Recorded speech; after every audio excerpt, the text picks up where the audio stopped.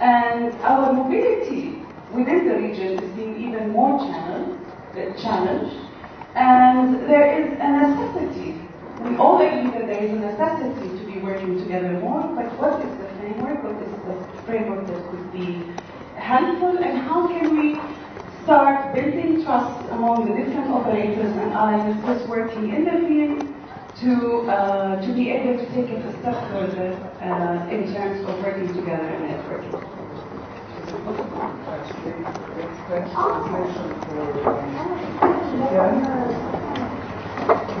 Sufyan needs headsets.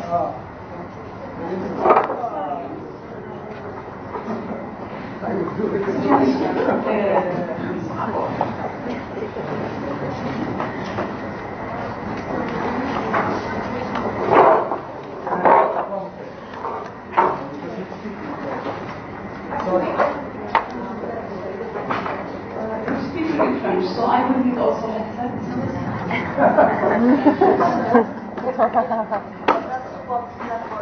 Absolutely, I told you, we're a very organic panel today. Polyglottic.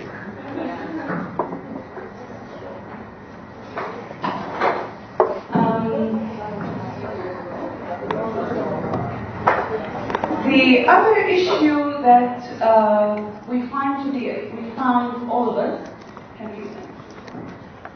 as panelists, a challenge is the fact that we do have networking models, some formal, some informal.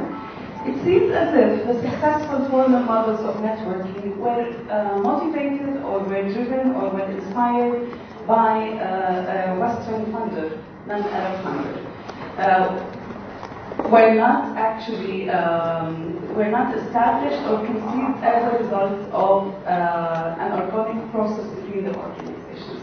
And we actually have two examples of this on this panel. So this is a very important question that we have to ask ourselves. What are the advantages and disadvantages of this model? Does this model work? Is it inclusive enough? Does it make people feel a sense of ownership of these networks or not? On the other hand, we're seeing many models of cooperation projects that are not necessarily framed in the definition of a network, yet they do operate as a network. And this is an issue that I wish we discussed among each other, and I wish the panelists would focus on also in their presentation. Another issue that we have to address now is the fact that with this issue of refuge in the Arab region, national networks or networks within the countries are changing in shape and form. Now, the majority of the operators are not in their home countries. We as Palestinians have an experience with this in the past 50, 60 years. But now with the Syrian situation, for example, even in less traumatic countries where operators are choosing to leave the country and are living in different places, how do you work around this issue of changing the meaning of geography, and how do you network among artists from the same nationality scattered all around the world, the MENA region and all around the world? This is becoming another challenge. So, we will be short. Each panelist is going to introduce himself. We'll speak only for 5 minutes because we wanted to allow more time for discussion and interaction and networking between the audience. I will leave it to Hassan now to introduce himself and talk about the initiative domestic.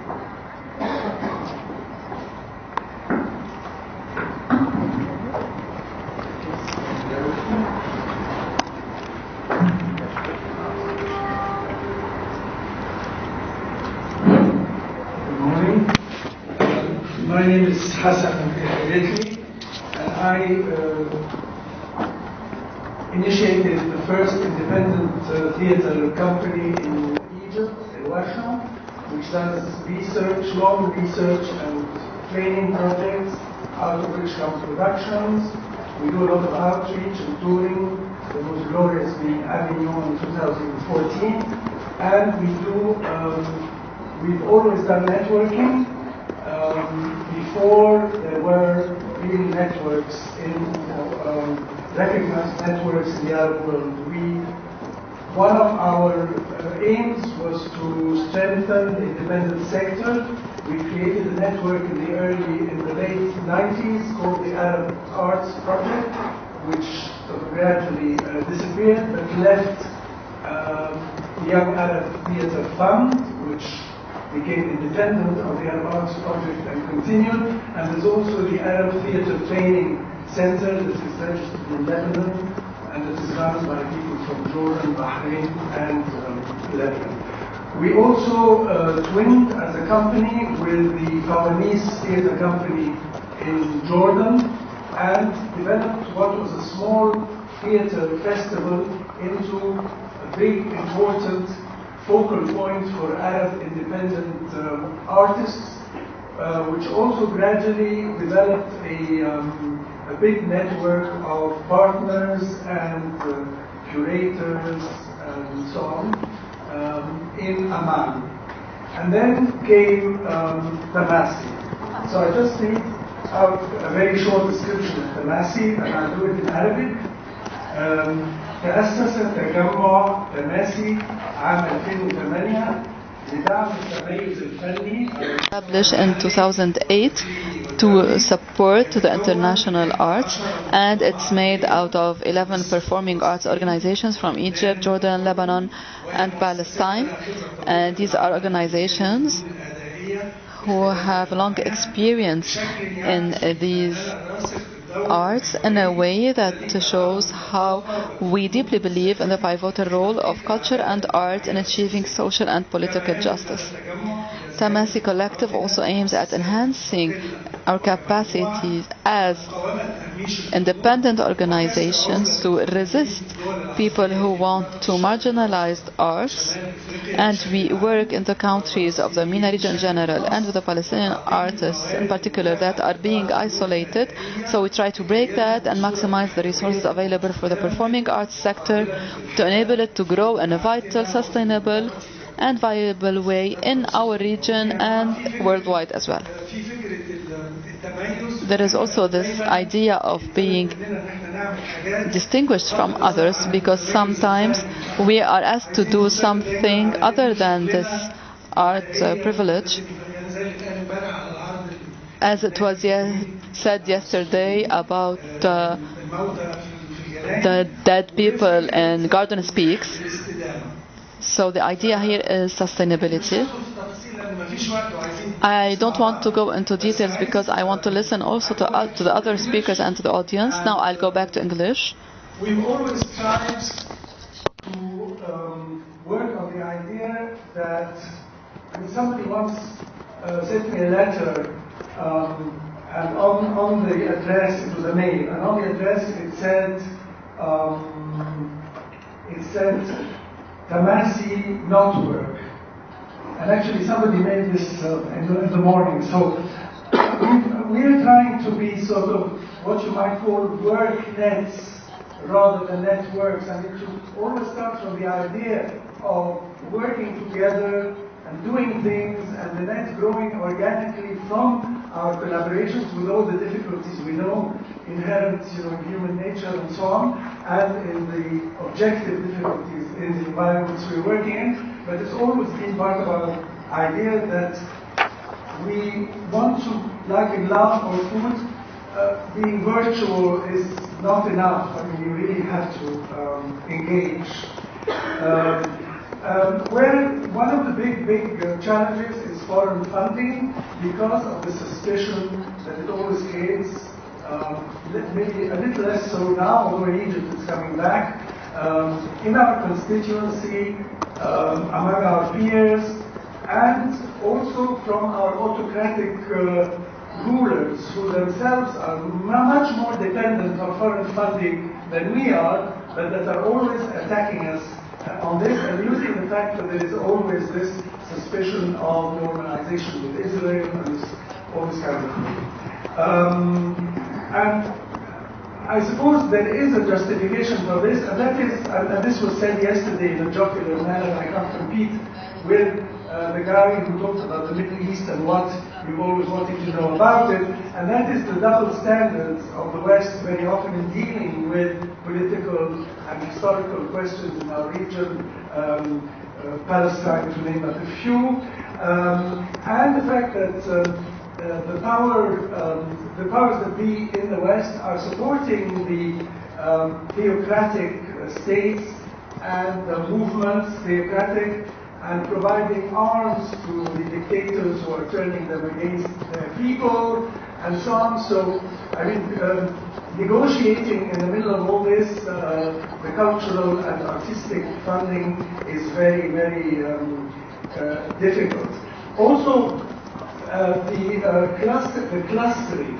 I mean, we organically created all sorts of connections before they were called networks, but there's always this idea that it is cheaper by the dozen. So if you negotiate with 11 organizations, which is what we are, including Shams in Lebanon and Ahmad Eddin in Cairo, and Ahmed Al-Attar, I mean, these are the people you probably know most. It is cheaper to administratively and in terms of costs, admin costs, to negotiate with 11 organizations than do it individually.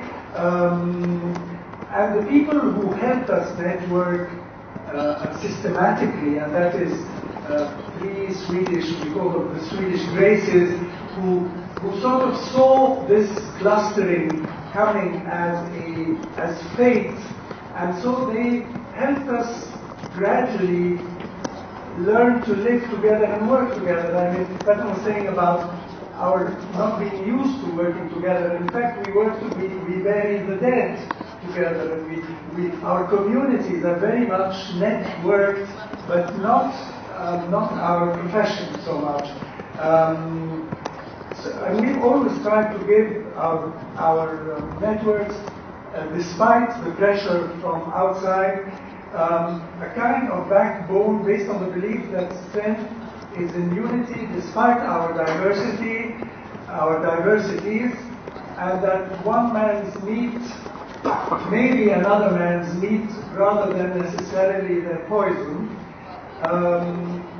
And now the challenges I think that we are up against urgently now is to assure the perennity of not only our organizations, but of our vision and our drive, I suppose, élan, against the erosion of time. I think that organizations come with the idea of perennity, and then they become, they have to find ways of renewing themselves. And I think that young people all over the world now are creating new forms and new ideas that we should be maybe listening to. I was reading in Libération the other day a fantastic thing from the Collectif Catastrophe, which I advise people to look at.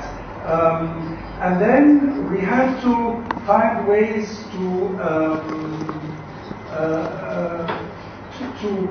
work together with our differences.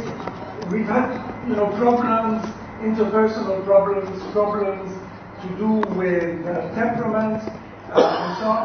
We've had to create our internal laws to be able to continue to work together and to continue our message. Maybe the rest will come later. Okay, because I think you raised many important questions that will probably come up in the discussion.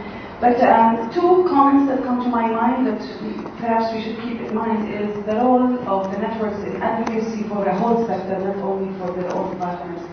I wish this would be actually discussed, because if you have a network of 6-7 organizations working for the development of their organization, this is fantastic.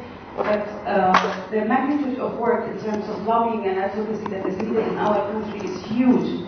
And I'd like to hear more about the programs in regards of engaging bigger audiences and beneficiaries more than the partner organizations. The other issue about funding, I think there's a difference between a funded project and a project that is donor-driven in a way, and this is something that I wish would be raised again in the discussion.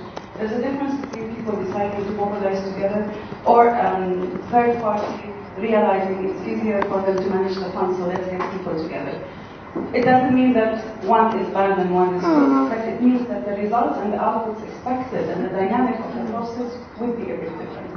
So, from the regional to the local, Palestine has its first network, formal network, and Imam Hamoudi is here to talk about it, and to talk also about some informal projects that created, some projects that created informal networks in the process. صباح الخير. المفروض لما بدي احكي قبل ما احكي بدي اعرف حالي ايمان حموري مديرة مركز الفن الشعبي. I'm the head of the Popular Center and the network for the arts in Palestine. But before speaking about this network, I need to speak about an inspiring experience that made it possible for us to create sustainable and successful networks.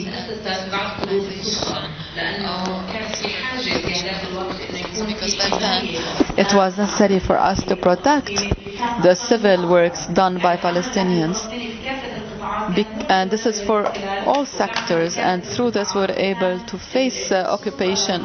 So when the authority was created, there was an attempt to weaken this organization, whether through laws or through imposing difficult laws on them, or through asking the donors to do to give their donations through the authority, the Palestinian Authority. So we have suffered from that for years, but we have done all what was necessary to protect the Palestinian resilience and resistance.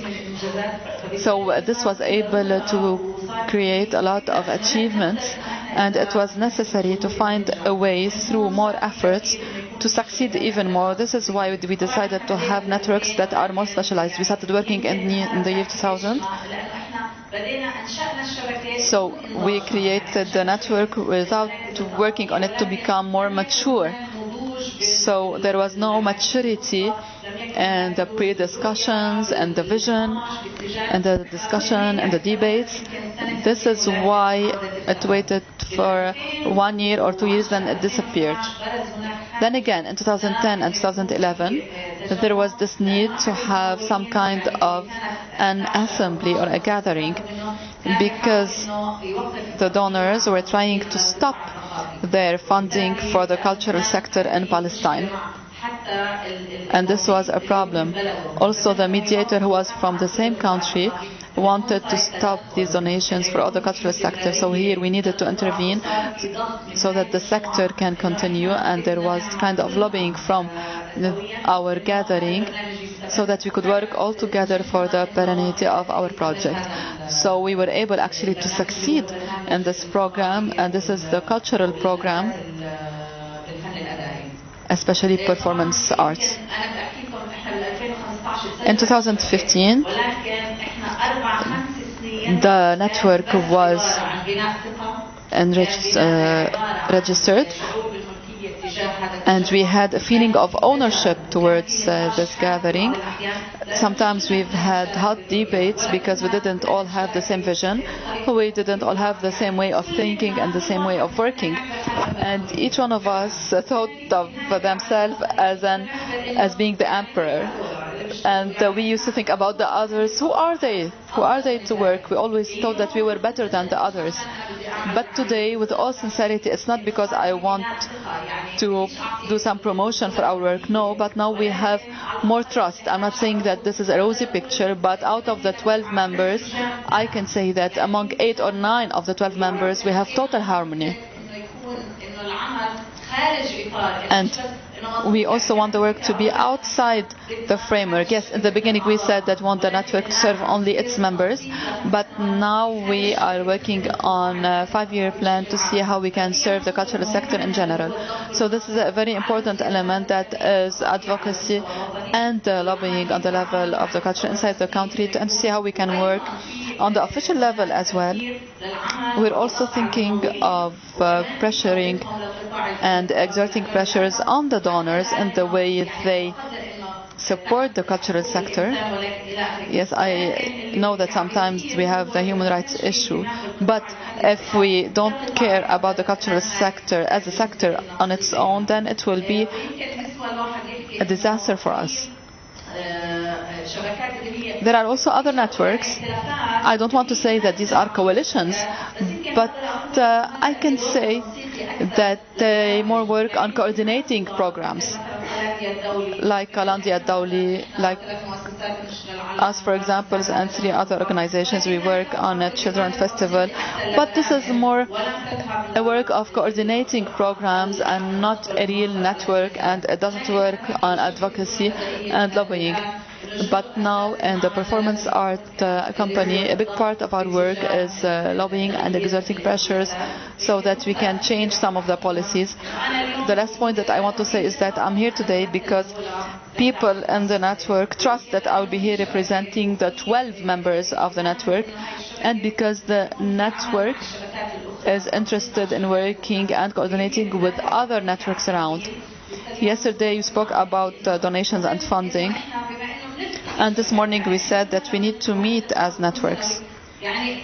We need to meet once a year, and maybe we can find something practical for the coming years to see how we can really have an impact on the funding policy with all the partners, the European partners and the Arab partners on the regional, local and international levels, so that there is a plan to be able to exert pressures on the funding partners so that they can change their cultural policies. Thank you. Thank you, Iman. I have only one observation. Working on advocacy and lobbying is very important for the whole sector, and I see this as evolution and development in the networking, because for now this is the only network that is clear in Palestine, but I'm afraid of having like only geographical networks, like having one in Jerusalem and another one in Gaza.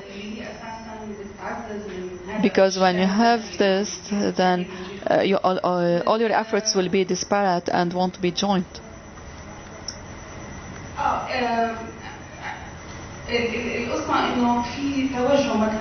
The idea that there is a trend in Palestine to separate and divide the country more and more, not everyone, yes. First of all, yes, we have the Israeli occupation, but if we see the funders or the circumstances and the wall, you see that there are people trying to divide Palestine so that we have the West Bank alone, Gaza alone, so that it seems that we're not one state. So I'm afraid that if there is another network in Palestine, I think this is making things more dangerous on the level of the division. So I know that there are people who would like this much, so we shouldn't be subjected to it, and networks should be gathering people and not dividing them or separating them from each other, whether from the donors or the authority or ourselves. It doesn't matter. About this issue, in the authority or a part of the law imposes some limitations. These networks are also for the Palestinians that are outside Palestine and for the Palestinians of 1948 and for Gaza as well. But we cannot be officially registered for the people of 1948, and we said that they need to be with us maybe in an informal way so that they're represented, so that all Palestinians are represented within our network. Let us now speak about the local level. Now we went from the regional to the national and now to the local. We have Sufyan from Tunisia. He will be displaying now a movie about Dream City. It's about promoting the relationship. Maybe it's not something formal, but it's about networking with the society and the stakeholders in general. Yes, so we'll watch the movie and then we'll give Sufyan some time to explain it to us.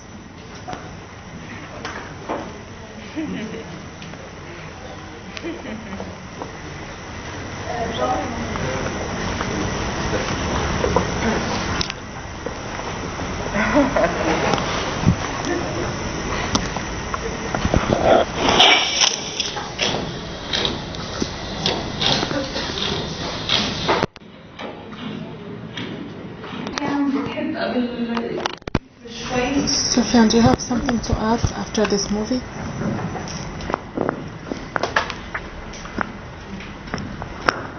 There's another one. pas si la I don't know if the second part was translated, but in brief, it's a project where we reach a school. Today, we have signed with the Ministry of National Education a convention for over 4 years in order to invest in all primary schools in Tunisia with a cleaning program. The first part is to transform the schools from a space dedicated to artistic gestures and artistic practice in primary schools where we did not have artistic gestures and acts. And for the second part today is through a network that we have established. All high art institutes in Tunis will be working in the framework of a protocol that will lead in 2018. There are also other networks. I don't want to say that these are coalitions, but I can say that they more work on coordinating programs, like Kalandi Ad-Dawli, like us, for example, and 3 other organizations. We work on a children's festival, but this is more a work of coordinating programs and not a real network, and it doesn't work on advocacy and lobbying. But now in the performance art company, a big part of our work is lobbying and exerting pressures so that we can change some of the policies. The last point that I want to say is that I'm here today because people in the network trust that I will be here representing the 12 members of the network, and because the network is interested in working and coordinating with other networks around. Yesterday you spoke about donations and funding. And this morning we said that we need to meet as networks. We need to meet once a year, and maybe we can find something practical for the coming years to see how we can really have an impact on the funding policy with all the partners, the European partners and the Arab partners on the regional, local and international levels, so that there is a plan to be able to exert pressures on the funding partners so that they can change their cultural policies. Thank you. Thank you, Iman. I have only one observation. Working on advocacy and lobbying is very important for the whole sector, and I see this as evolution and development and the networking, because for now this is the only network that is clear in Palestine, but I'm afraid of having like only geographical networks, like having one in Jerusalem and another one in Gaza, because when you have this, then all your efforts will be disparate and won't be joined.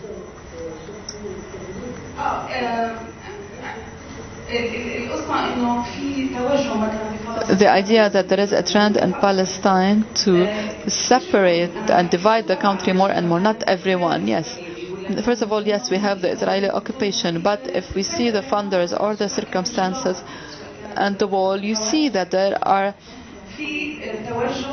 people trying to divide Palestine so that you have the West Bank alone, Gaza alone, so that it seems that we're not one state.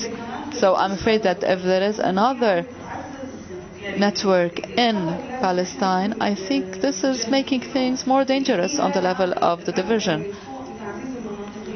So I know that there are people who would like this much, so we shouldn't be subjected to it, and networks should be gathering people and not dividing them or separating them from each other, whether from the donors or the authority or ourselves. It doesn't matter. About this issue, in the authority or a part of the law imposes some limitations. These networks are also for the Palestinians that are outside Palestine and for the Palestinians of 1948 and for Gaza as well. But we cannot be officially registered for the people of 1948, and we said that they need to be with us maybe in an informal way so that they're represented, so that all Palestinians are represented within our network. Let us now speak about the local level. Now we went from the regional to the national and now to the local. We have Sufyan from Tunisia. He will be displaying now a movie about Dream City. It's about promoting the relationship. Maybe it's not something formal, but it's about networking with the society and the stakeholders in general.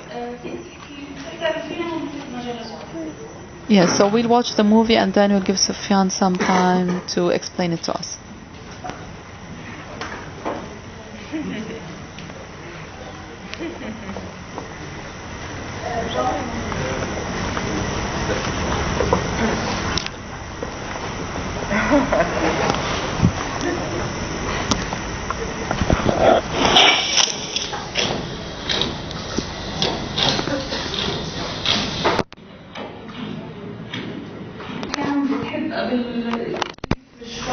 Sufyan, do you have something to add after this movie?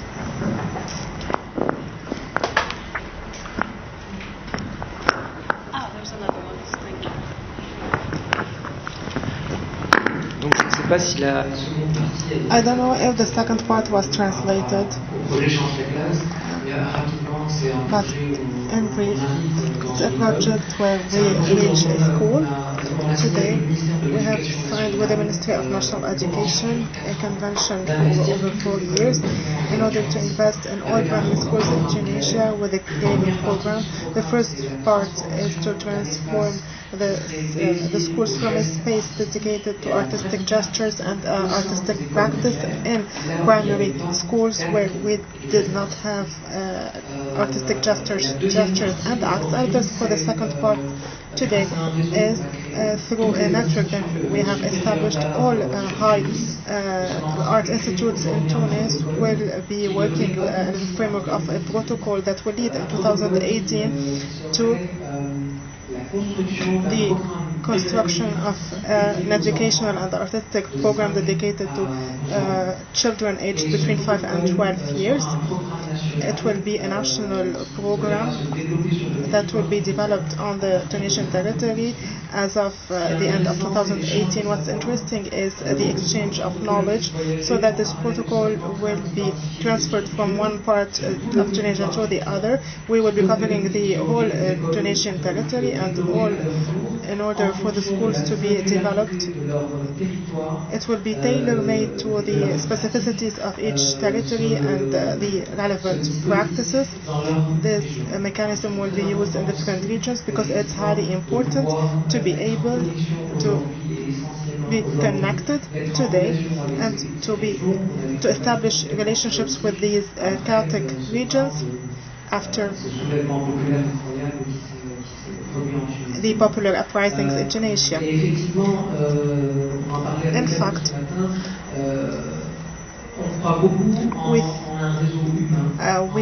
we do have a high trust in a human network in order to be able to implement our project in Tunisia. That's why we have to be working closely with the population in order to get to know the emergencies, the desires, the hopes, the dreams based on artistic practice and the capacity of artists to perform projects with real aesthetics, while focusing on the artistic quality and the quality of the approach in order to be able to meet a society-related emergency and a political one. Thank you. Just one comment. لدي تعليق قبل أن ننتقل. How networking can be a tool of scaling up from the local to the national. This has come up in a lot of projects. It's how we use a model by networking or building a program that can go from the local to the national. This is something I think we should explore. So I will move to there's no longer the other side of things because everything is now interconnected. But George, would you like to tell us a bit about your work as a connection to the region and your experience in networking? Don't forget to introduce yourself. Okay, hello. Indeed, my perspective is a little bit different, geographically, but also in the work that I do. So, my name is Jurist. Okay. I will do it. My name is Jurist. I work for the Founders Arts Institute. So we are a supporting organization. Okay. Founders Arts Institute, it's my organization. We are a supporting organization based in Brussels, Belgium, and we work for the support of the professional arts fields in Flanders in Brussels. I work there as a research coordinator. And so what I would like to share here is my personal experience a little bit also, because I'm not organizing or running a network. I've been participating in networks like IETM or research networks on the European level. We also, in our work at the Institute, we reflect on international collaboration, so we think a little bit also about what does it mean to network today, what does it mean for us, for the sector in Flanders, for the last couple of decades. So I'd like to share a bit of that reflection with you. And in that sense, I'd like to connect to the first question which you raised. So have we been successful in networking? I think Flanders and Brussels is really a good example of what successes could be developed through networking. In that sense, if you go back to, let's say, the situation in the 1980s when international networking really developed in Europe, this has meant really very much for the scene in Flanders. At that moment, there was really absolutely no policy for contemporary performing arts in Flanders. So there was some theatre laws, but this was more for traditional companies. There was no dance funding. Well, there was some dance funding, but let's say in 1985, 98% of the dance budget went to the Royal Ballet, and only 2% went to contemporary companies, such as Rosas at the time. So it's kind of like a paradox, because a lot of internationally renowned artists from Flanders have developed their work exactly in that period, and there was no policy on the local level. So when they developed their work, it was really through a combination of international networking, but also very much connected to local networking strategies. So in that period, circuits, networks in Flanders were started up, but really tackled all the different elements in the ecosystem. Advocacy, but also research, documentation, production, co-production, but also presentation, a whole circuit of art centers was erected. So it was really a combination of these local networking strategies with international networking. And the IETM there is very important because it was really the platform for knowledge exchange. How do you set up a festival? But also what are the arguments in favor of contemporary performing arts? So it really meant a lot. So the sector has grown significantly since then. We have allowed the artists to create their work. I think the position today is different in that sense that today we are reaching the limits of this transnational co-production presentation system. A lot of artists and organizations have the feeling that they are pushing the boundaries. Today, able to produce their work, they need to look for more and more international co-producers because there is a lot of pressure on the budgets. So the governments, national governments, are stepping back, increasing the funding. More and more organizations want the funding, so they have limited means, and they are really forced to find more and more and more partners in order to be able to sustain the same level of production. There's a lot of economic pressure on the system right now, which is the drive for international collaboration. And I think that is a challenge for the networks today, also from my perspective. The networks have really been the drivers of growth. I think there's a lot of pressure on the system. We need the transformation of the system, and my question would be, how can the networks really be the drivers of change and of transformation? And this is also the question with which I came here, because I see that we're looking for this new system of tomorrow. What would it be? We should not invent it from scratch. There are a lot of different interesting initiatives happening in the fields on a very local level. We just had a really very brilliant example. We could learn a lot from that. But also people in Flanders are working in this direction. So I think this is really the kind of exchange we need now. There's a lot of pressure here. There's a lot of pressure in the West. Of course, conditions are quite different, but you see that artists are really looking for similar strategies. And so that would be my question also for the platform here, how it can we collaborate in the future in order to facilitate this exchange.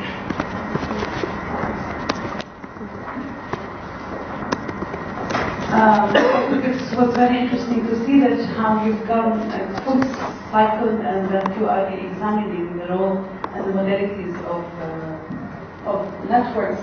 But the other interesting thing for me is your definition of networks as drivers of growth at a certain point. And I think this is a definition that we in the region can really learn from and benefit from.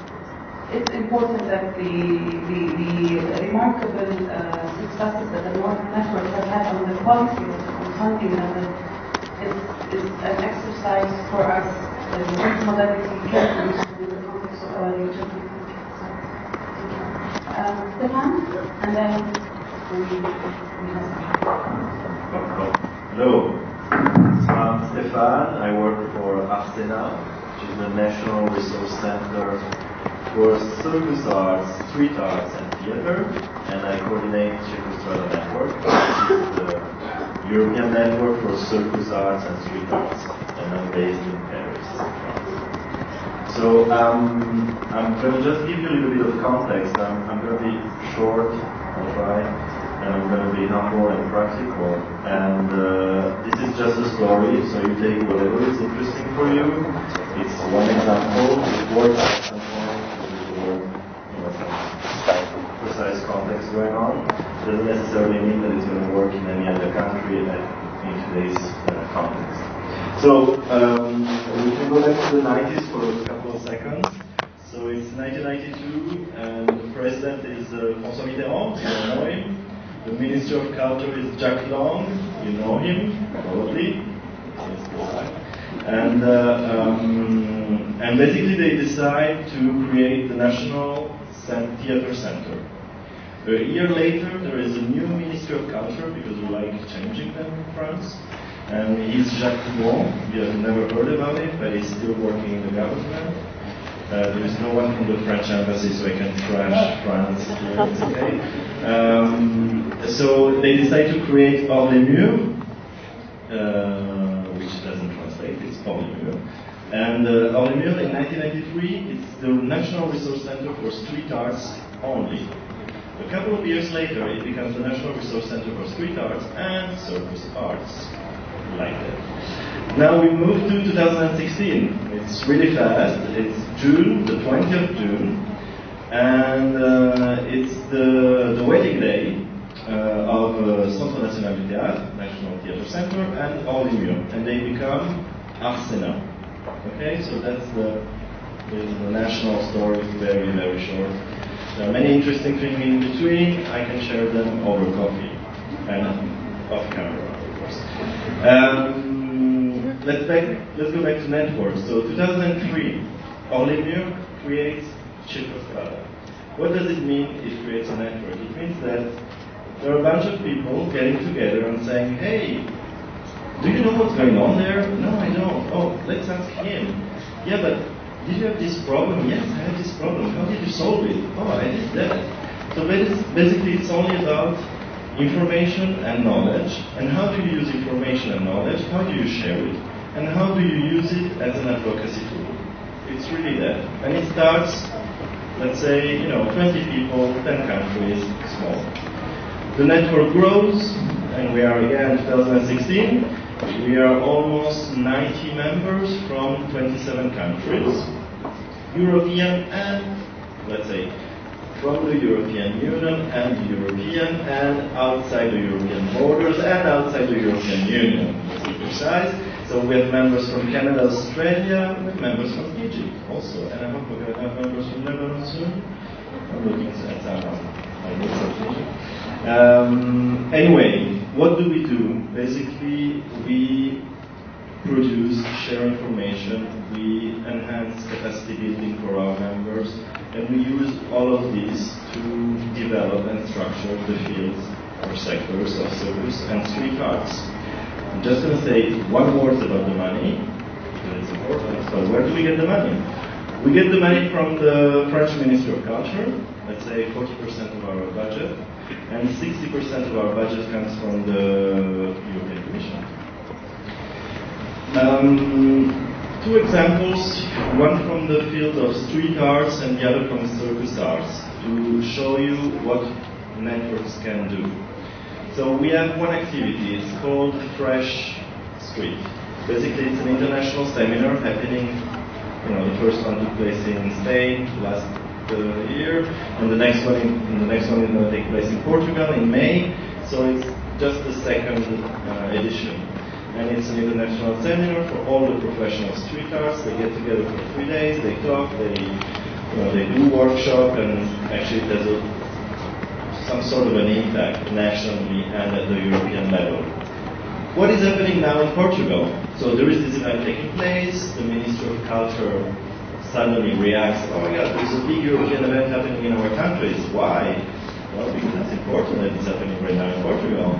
And a very concrete and practical thing, they are deciding to add a category on the subvention schemes for circus and street arts. Because before, if you were a circus artist or street artist, you had to describe your piece in order to get some, public support as a dance or theater or something else in between. So now they're going to create a new category. It's quite a big deal. And they're doing it, and they're going to announce it most probably during the seminar. Another example for the circus arts. So basically you have Finland in the early 2000s. There are some things going on, but not so much. And today, thanks to the network and thanks to the people, because the network is not something per se, like here. The network is the members. You have to keep in mind that. And right now, the situation of circus arts in Finland is, the level is super high. It's higher than France, of course. It's, the artistic quality, the structure, the development of circus arts is very, very strong. And we're trying to do the same thing for Germany, because Germany, circus arts right now are considered just as a commercial activity. And we're trying to push policymakers to understand that no, it's not only a commercial activity, it's really an artistic practice, And we're trying to, organize conferences. We're trying to get together artists, organization, and policymakers from the link, from the federal region as well, to understand and actually to show them. We invite them to show, so they realize what's going on. What else can I say? We always think that necros are great. It's fantastic. It is. It's really hard. Really, don't try and think that it's easy to work with people. It's always hard because you have to find, the right decision-making process. So everybody has a say, but at some point, a decision has to be taken, and you have to also the members need to be engaged in the project. So, for instance, what we do is that the example I gave you for the event in Portugal. Within the network, there is a work group of people working on the contents of what is going on. And they're bringing the event together. So it's not me sitting on my laptop doing everything. Everything is done in partnership. As for last thing, and then I'm done. I arrived in January 2016, and I thought, why don't we do anything with countries like Egypt, Libya, and Palestine, and so on, the region? And in June, we had a meeting like this one in London, and we invited some people from Egypt. And basically, we started discussing, because it's really about first meeting each other, discussing, being at the same table, listening to one another, and just try to see, okay, what are you doing? I'm doing this, I'm doing this. Okay, can we find a connection? Can we find a way to work together that is useful for you, that is useful for me, that is useful for the fields as well? And as a result of this meeting, we're going to have we're going to participate to let's say a lab in Cairo in March, April, about best practices in the region. So basically, some actors from the region are going to get together and discuss practices, and we're going to make a publication and share it, work on that. That's it. Thank you, Stefan. Interesting presentation. I just want to highlight one point because I found it to be stunning. That has to do with financing. 40% of the funds for the network come from the Ministry of Culture and 60% is from the EU. This is like Christmas for us. This doesn't exist, and I think it's interesting to see when... That's why, because it's, not all the networks are supported like that. Yes, absolutely, but I think it's uncommon too, but I think it's interesting to see the potential when in the independent sector in other countries has secured this funding that could actually allow them to mobilize freely without having to mobilize to get the funding or to survive. So I think it's really interesting that, again, it's like Christmas. And to let you know one thing, when we merged, so there were two organizations merging into one, and some people on the networks were scared because they said, what is going to happen to the network? And we received a letter from the Ministry of Culture saying, well, you're merging, and basically it doesn't change a thing. We're going to support you anyway because we believe that Czechoslovak network is super important, and we're going to keep supporting you as the new organization. And we had a letter, and we shared it with the members. They were relieved, and we were relieved as well. Yeah, anyway, thank you. So we move to Christmas. I'm still stuck on this. Yeah, I want something like that anyway. So back to the region with Sahar Assa. Sahar brings in a different experience of networking on a different level that has to do with text. So, Sahar. Good morning, everyone. I'm Sahar Assa. I'm an actor, director, and assistant professor of theater at the American University of Beirut. So basically, with my collaborator Robert Myers, we established at AUB what we call the theater initiative because we don't have a theater major on campus, and we've been doing lots of professional work at the university level, at the local professional level, and internationally. So we created the theater initiative to basically promote and put theater practice and theory at the center of the intellectual life on campus. And I'm also a co-founder of what we call Tahweel Theater Company, which is a local Beirut-based theater ensemble. So I operate between the two. I create work on campus, I create work off campus, and we take it international.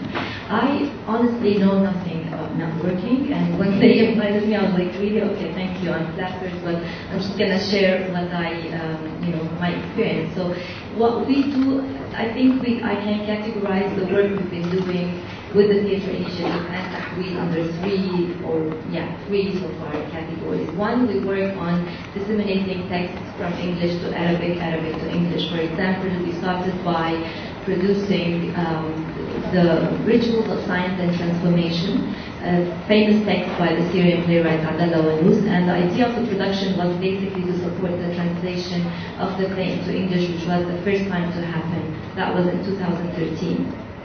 And then this production caught interest by Martin Segal Theatre Center in New York, where they actually organized a stage reading of the play, and we were invited to present on our work. And then we traveled to Chicago, where I directed another stage reading of the play, and then to Belgium, to Tonlevis Theatre, where we also spoke about Wanous and our work on Wanous, because we went on to produce another play of Wanous in English in collaboration with Lebanese American University here in Beirut. And then also we did works by Lebanese theater playwright Isam Mahfouz in English and Arabic in the same year, in New York in English, in Lebanon in Arabic. But also we do original work, devised work. For instance, the play we did, What's Your Step, which is a site-specific promenade performance on our memories of the Lebanese Civil War. Recently I did a promenade performance on campus to honor the janitors at AUB, because this year we're celebrating the 150th anniversary on campus. Another category would be historical reenactments, which is, yesterday we had the first performance of, this is going to be a series of work we did. I directed the reenactment of 3 historical speeches by women given at AUB in the early last century. So this has been our work. Also, we produced, we transferred an American contemporary work by Turkey into Arabic. This was the official launching production of Tahweel Theatre Company in Lebanon. Right now, we're actually working on 2 classical plays, one by Cervantes, one by Shakespeare, King Lear, and the Dialogue of the Dogs, to celebrate the 400th anniversary of both playwrights. Actually, I just want to comment on 2 things that other people mentioned on this panel. I'm just going to end with a question to my 2 co-panelists and to you, everyone. Basically, what Hassan said about WorkNet, I think this has been if I want to reflect on my experience as a theater maker, it has been my case. My work created these networks. For instance, I'll just give you an example. Right now, I'm co-directing King Lear with a British director, Rachel Valentine-Smith, from the Faction Theatre Company in London, who I met in New York at Lincoln Center. Everything else, we've been really focused on the work, and the work led to very interesting and productive kind of networks. It's not the other way around. And the other thing that Iman said, and I think this is something that really touched me, about the laboratory, right? Everyone's working on their own, and I think this is something that really hurts me and annoys me, especially in Lebanon. And I'm just going to be a little provocative here because this is what the organizers asked us to do.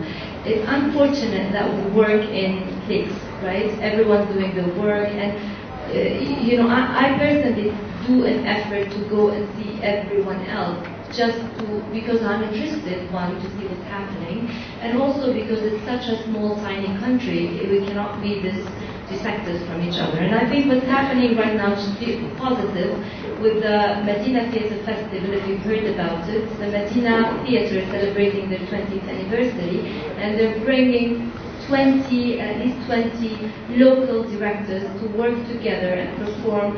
They're putting on 25 different shows within a matter of 10 days, and I think this is fabulous. This is what we need.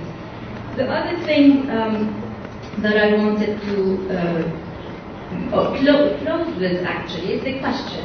I've been thinking about this idea of networking a lot, and as I said, when I reflected on my experience, it's my work that matters for me, not, So I'm just going to ask this question: how to maintain our integrity and sincerity while networking? I do understand, and I support the idea that networking or networks are a great resource for any artist.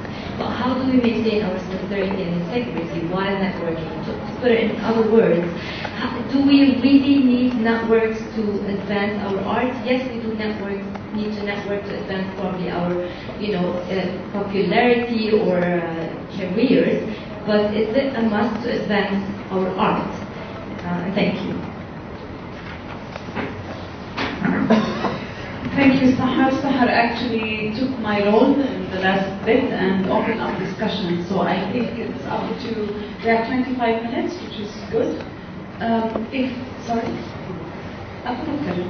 If any of the panelists would like to respond or to open up, actually, we would like to hear from you. I mean, actually, last night we wanted to change the structure, but it was too late. We wanted you to be more involved in the discussion, but it was too late. So it's your point.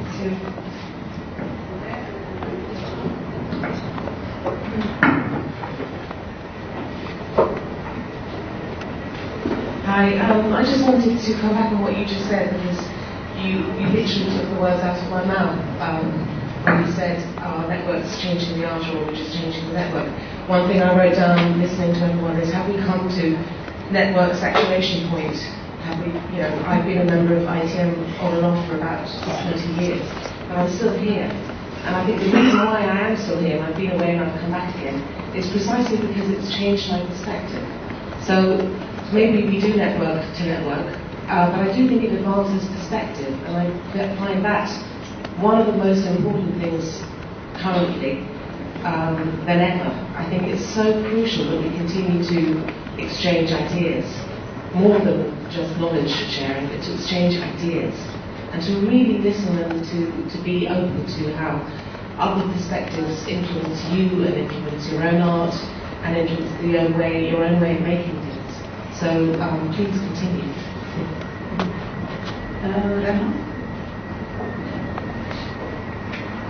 طيب شكرا للمتدخلين. الحقيقة كان في كم جملة كانت في الشهادات والمقارنات المختلفة. All the different approaches and testimonies that you had about the networks are really interesting. So, and also in addition to what the question that you had asked, but I would like to highlight what George said when he said that networks are drive for change, growth, and transformation. And Stephen said that networks are members and that everything is in partnerships. So both these statements are very important, and I don't doubt that this is the real nature of networks, but I don't know to which extent this is true. I'm speaking about the regional level, but also about the international level, but in a more general way. Didn't all the networks where we are working transform into institutions? What is different between institutions that create networks and networks? I know that theoretically there is a difference, but practically, does this difference exist? The real difference should come from the difference between networking and networks, because networking is done by institutions and individuals, but networks are structures. And it's not just about the process of networking. I would have liked to have someone from IETM in the panel. Someone from IETM core team, unless I understood wrong the objective of this panel. Please use the microphone. Yes, but the experience of managing the network as a structure. Because all the panelists are members in networks, but we would like to see the management of the network, because this is the drive after all, if I understood things right. So is it an institution made of many members, or is it the network only the members?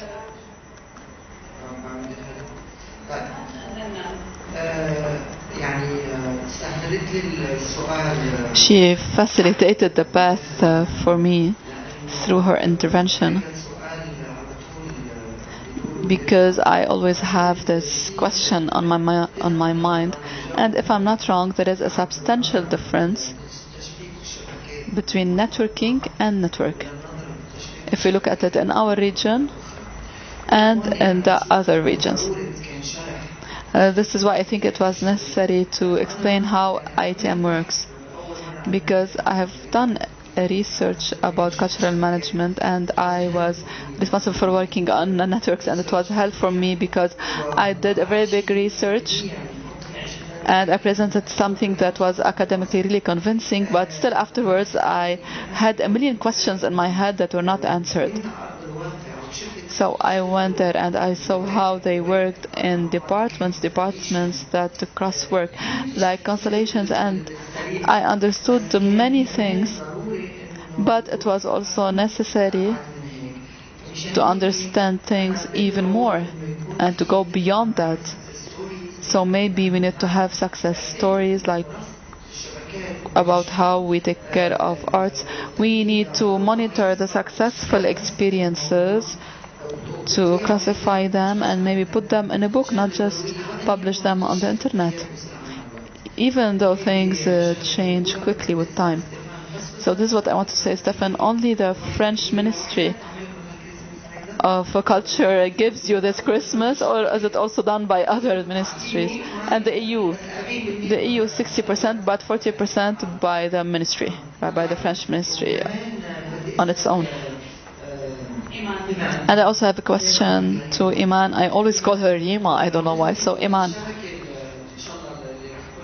the network, the Performing Art Network, also takes care of the Palestinians that are outside. But how can you do that? It was really difficult, very difficult to get you inside Lebanon. You can't imagine what we had to do so that you were able to come here. So how can you do that? How can you communicate with the Palestinian community, with all the borders, with all the walls? And Sufyan, I have a question also for you. what you have done is a great achievement, what you have done with the Tunisian Ministry of Education. Through our experience with the Ministry of Culture and Tunisia, we knew that things were really great, but when the ministry changed, they put like a million obstacles in front of us. So how will you be able to do an agreement across all the cliques, across all the groups, across all the ministries in this very sensitive moment in the Tunisian history? So how will you be able to put some security pins? How will you be able to do all of this for all the region? This is a great job, but also here I have a million questions. Sorry Hassan, but I got here and you had already started. إذن أعتقد أن رنا تريد أن توسع السؤال حتى توضحه قبل السؤال التالي. Yes, I had this question also for you. Is there a difference between the networks that are born through a decision by governmental institutions like what Stefan explained to us, or, if I understood well, and between the networks that are born because there are many people in one domain or that have one cause and decided that they needed something to bring them all together? Yeah, I think your question is quite clear. أعتقد أن السؤال And probably it's an ongoing challenge for networks. Not to institutionalize. So it is indeed, I think IETM, and I hope the members around me will agree, is still trying to be a networking place more than a network as an institution. It's born as an initiative from the field. It was really the practitioners that felt the urge to do more than just meet during a festival. And they wanted to serve the sector, to indeed make the independent sector stronger, more informed, to help each other. It was an act of generosity of about 10 people that thought, okay, we can sit together, exchange our ideas and learn from each other, but why not share it with a group? And then they started to, and by that time you had a real division between Western Europe and Eastern Europe, and crossing that iron wall was already, iron curtain was already a big effort. By now, I think we still try to keep those values, that it is about sharing, it's about generosity, it's about solidarity, it's about connecting. It's never about making your own organization sell their productions. It's not about co-production as such. It's more about sharing know-how, sharing your experience, trying to understand better what else to learn from that. And then there grow new connections that end up in cooperations, sports, instruments, etc. So it makes your organization stronger, hopefully. We also predict some things, but it's very much the members that make the top. The fact we are here is because we know that the members of our network want to be here. And that's and I think it's not about that. It's the network is not, and that's a big difference between institutions. That's why IETM got its first informal European theatre meeting. It was called, and informal was really chosen to be the contrast of an institution. It's not an institution, it's informal, and we try to keep that. I think informality is. It's very different from the start of Strada that state started, but okay, we can meet in the middle and try to explain. We have this question from the audience before perhaps we can answer it first, and then this is maybe we can Good morning. I speak bad English to be funny.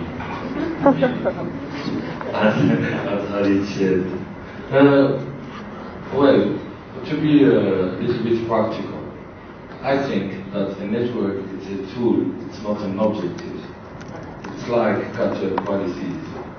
So maybe here, as a network, we have to have a reflection about how can we work together between our countries from our perspective and the countries. I don't like the terms North and South, but in fact we need in South professionalism, we need technical jobs, we need administrative jobs, we need democracy, we need human rights. We have in the North something of what we need. We have in the South something of what you need in the North, some contents, some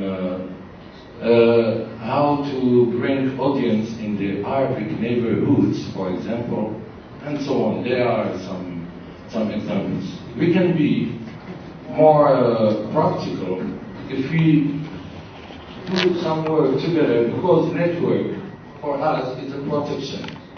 International for us in the South. It's also a pressure, a political pressure against or with or through our governments to have democratic regimes.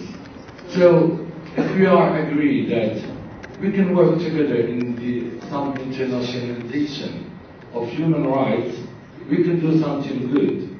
If network is an objective for having money or as a travel agency, it's not practical. And we see, we know, that there are some network based on this. The European Union obliged us to be in a network for having funds, for example. I think the question is, for what we are doing it. It's the same question about cultural policy. We don't ask ourselves, since 2 days, why we need a cultural policy for democracy, for human development, for having citizens, for having what? For having social development, for having public space, rich public space, and so on. We are speaking about how to do a cultural policy, but we don't ask ourselves the first step, why? After, maybe we can speak about economical development. We are not so pure. I don't know how we say it in English. In our countries to work with culture for excellency, artistic excellency, I think. We are in the step to use culture for anthropological way, but use human rights to be a citizen or to have democracy. So, maybe, as a militant, we can work between some organization in the North, some organization in the South, who are having the same ideas, working on why we are doing it. Maybe we will have some pressure on European Union, UNESCO, and so on. Thank you. Thank you. There are many questions, and we have only 10 more minutes, so I need the panelists to respond. Thank you. This is just an example of a non-network that's happening in the UK at the moment. About 5 years ago, a few people got together worrying about the funding for the arts in general, and it's become a movement, and they're very clear it's not a network, it's a movement. It has no membership, no formality, but there is a London one, Unreal ones all around the country set up now. We meet once a week for an hour at 8:30 in the morning before we all go on to our work. And what I've been impressed about, and it's what you said, it's actually, we have somebody from the Royal Opera House, and we have a solo performance artist who's working on them. We have galleries, we have theatres, and we have right across art forms, right across scales, meeting to talk about trying to raise the profile of the arts in Britain. Not just with the MPs, but more importantly with the people who vote for those MPs and the audiences and the teachers and normal people, and trying to spread the profile. But actually it has been very generous and sharing, and it's the first time in all my many years of working in the arts I've seen all the alcohols working together rather than being in competition with each other, and all the younger, penniless artists actually being supported by the bigger institutions. And who knows where it could go, but it's very successful at the moment. It is absolutely not a network, and all it's really requiring of us is time.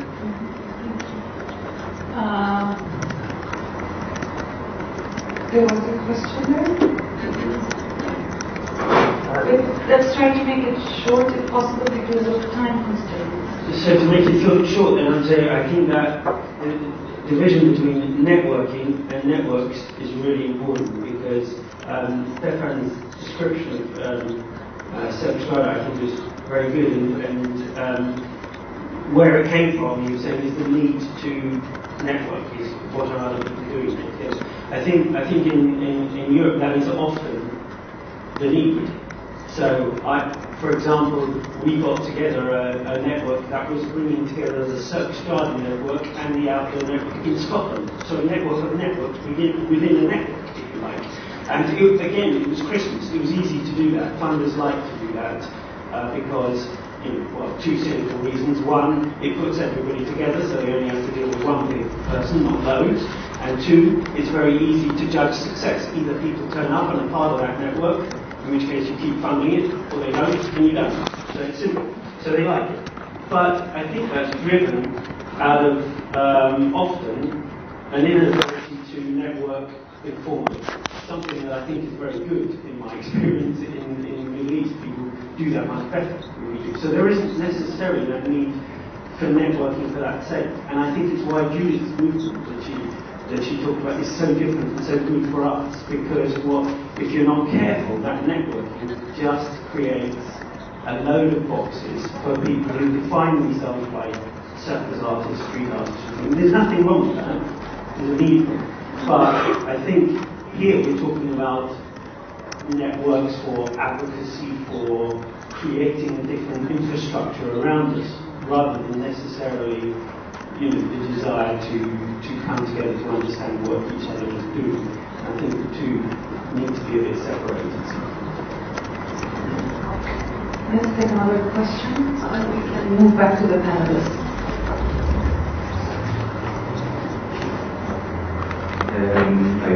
speaking فكرة الشبكات من وجهة نظري هي بتبقى استراتيجية عشان احنا networks as a strategy for us to work together, to be able to find what we lack, if there is a lack in resources, for example, or in opportunities. I have two experiences. One with the UNESCO and Arabesque network. I was in the core team, and I always had a problem about making the members more efficient in the network.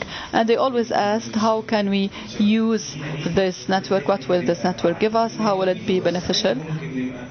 They said if there are opportunities, then maybe we can be efficient. So we need to believe that our presence together will give us more strength, will reinforce our work, and will make us drive change. Also, when you're working on alliances so that we can have the street theater in Egypt, people were really afraid. They were saying, how will we do this? Because, as you know, we have the law against demonstration, etc. So this way, maybe we're giving ourselves to the security, but maybe if we're all together, then we can change something. So we had all these ideas, but because they really trusted us, because we worked with everyone before, this is what made us succeed in the street theater. So yes, believing that together we're stronger and we can have all the necessary resources and get to change, this is maybe the problem in the way networks are defined in the Middle East. Thank you. Should we go, if you have anything to say as panelists, please. There were questions to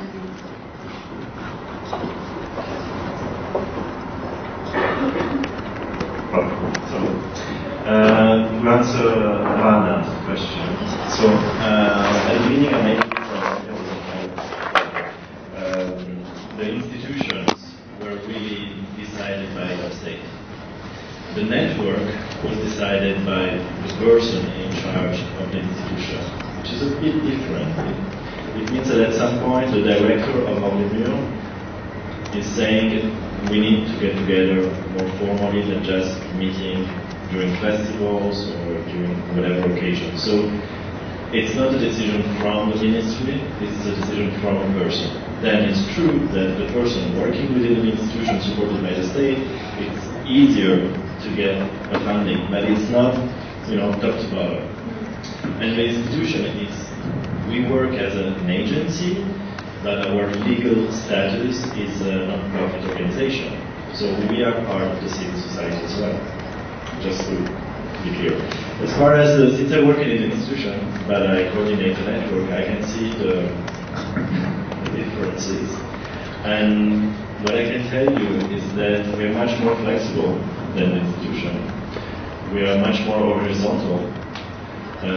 When we have a question, it's really bottom to top, meaning that we are thinking right now about what is going to be the future of the network, and we basically had the members working on it in London. Just, and one of the members here, so he knows about it. And it was basically 2 days of, these are the topics, tell me what are the needs, the challenges, make a proposition, what do you want to do, etc., etc. So it's not, like this, it's more like this. And the risk of institutionalization is present, but you can put some mechanism to counteract. So it's all about governance. So for instance, we have a steering committee, and the steering committee is elected every 2 years, and we try to have a good representation of the members of the countries, and I'm just the coordinator. So, I ask questions, they answer me, and I put in place. So that's how you're safer than an institution that it's more like this, especially in France. Okay? And as far as networks and networking, it's true, there is a difference. And informal networking is super important, but informal networking doesn't just happen. You need to build space for it, and then you need to, construct a moment where you can actually share other things, ideas, and etc., and not in a workshop or not in this kind of frontal relations, but with a brain or something. So we do that, and we can do that. It's not, I don't see necessarily an opposition. I don't know if I answered. إيمان يمكن أنا الفكرة كمان على التشبيك مهم كثير نوضح إنه إحنا كمان هاي الأسئلة كثير نطرحها. فكرة إنه الشبكة هل الشبكة تصير تاكل أعضائها بمعنى maybe will eat its own members, and this was a central question for us because we didn't want the network to be stronger than its members. We don't want the network to be strong but the members weak. We wanted for the members to be stronger than the network because it's their presence that makes the network strong. And the idea was not to have competition for funding. So we didn't want the small institutions that are outside the network, whether they're big or small, and are working in the same field. We didn't want people to compete within the network to get these kinds of funding from these institutions. And it was very important also not to have redundancy, because we're not an organization, we're not an institution, we're a network. Sometimes we have a problem because sometimes the Ministry of Culture considers itself as an institution, so it does activities as if it were a cultural institution and not a ministry for policies.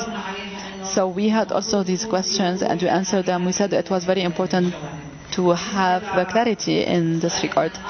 As for your question, Hanan, yes, of course it's difficult. It's not easy to communicate with Palestinians everywhere. But the idea is that at least because we have division, we need to have unity, political unity and geographical unity, because we're against all kinds of divisions. So we rely also on the institutions that work in this regard. So there are institutions that work, for example,